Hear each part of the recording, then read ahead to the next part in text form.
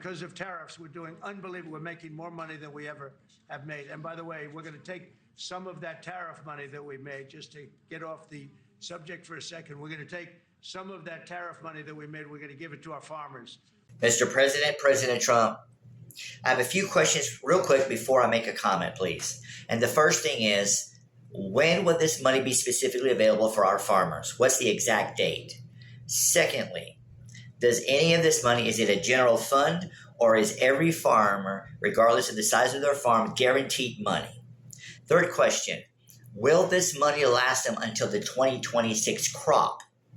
Because when this big, beautiful bill is passed, it does not guarantee any money. There is no money available until 2026. Is this going to be in the form of a grant? And I ask that because, as the farmers know, you cut all grants to the farmers. So, does any of the money that you want to give them through a grant or another way conflict with any of the executive orders that you have signed? Now, I want to move forward, and this is to our farmers. I know that you all work really hard. There is no question. And I think I'm concerned overall. One is because I don't feel like, one, money should have been taken from you. And two, it's obvious by what y'all are communicating on TikTok and other forms of social media, and then, of course, the news stations, that you need an influx of cash flow. You don't know how you're going to be able to do anything because you're needing to upgrade in supplies, you're needing to upgrade in software and hardware and machinery, and needing to hire people. You don't know how you're going to feed your families, and some are actually going into bankruptcy. Let's continue on. Now, this is for everybody. Farmers, those listening, and Mr. President.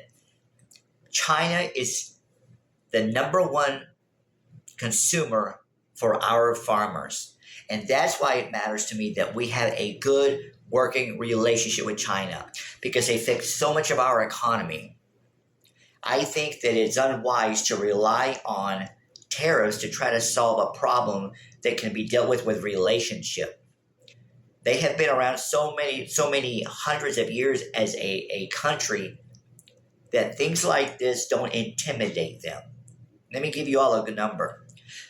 Soybeans alone last year was $55 billion for our farmers. That's a huge number.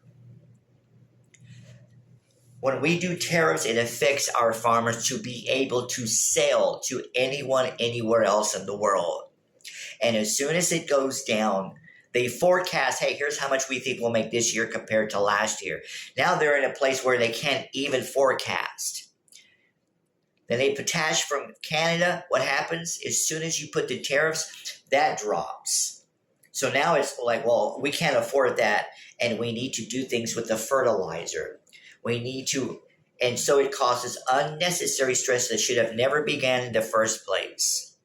So when I think of farmers, yeah, to me, that's something that is American, farming. But, Mr. President, you have not kept your word to the farmers. And to our farmers, you are my fellow Americans. I am asking that when you look at the future in voting, that you're more cautious about the voting and understand that just like you're forecasting, but you're really looking at it seriously, to do so in voting so that you and your families are never put in this type of scenario ever again. We and myself, I appreciate the hard work that you do. And of course, I understand that thoughts and prayers are not enough. But in case that's important to you, you have my thoughts and prayers. And on my side, I just care more about action from the President of the United States, Donald Trump.